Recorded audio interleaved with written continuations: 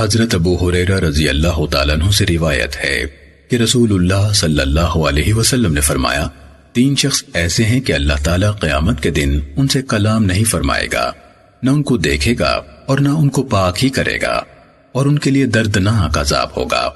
ایک وہ آدمی جس کے ہاں گزرگاہ کے پاس اس کی ضرورت سے فالتو پانی ہے لیکن وہ مسافر کو پانی لینے سے روک دے۔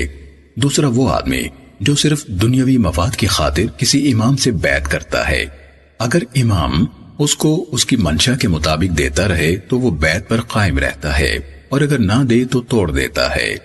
تیسرا وہ شخص جو کسی آدمی سے عصر کے بعد سامان کا بھاؤ کرتا ہے اور اللہ کی قسم کھا کر کہتا ہے کہ اس سامان کے بدلے اسے اس قدر رقم ملتی تھی، حالانکہ اسے اتنی رقم نہیں ملتی تھی۔ دوسرا اس کی تصدیق کر دیتا ہے اور سامان خرید لیتا ہے۔ سنن نسائی حدیث نمبر 4467۔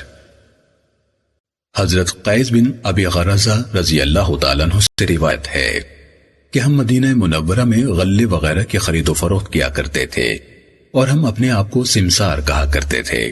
لوگ بھی ہمیں اسی لفظ سے موسوم کرتے تھے، حتیٰ کہ ایک دن رسول اللہ صلی اللہ علیہ وسلم ہمارے ہاں یعنی بازار میں تشریف لائے اور ہمیں ایسے نام سے پکارا جو ہمارے رکھے ہوئے نام سے بدرجہ بہتر تھا۔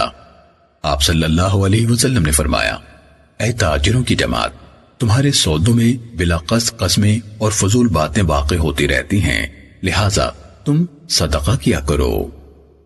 سنن نسائی حدیث نمبر 4468۔ حضرت حکیم بن حزام رضی اللہ تعالیٰ عنہ سے روایت ہے کہ رسول اللہ صلی اللہ علیہ وسلم نے فرمایا، خرید و فروخت کرنے والے 2 شخص جدا ہونے سے پہلے بیع کی واپسی کا اختیار رکھتے ہیں۔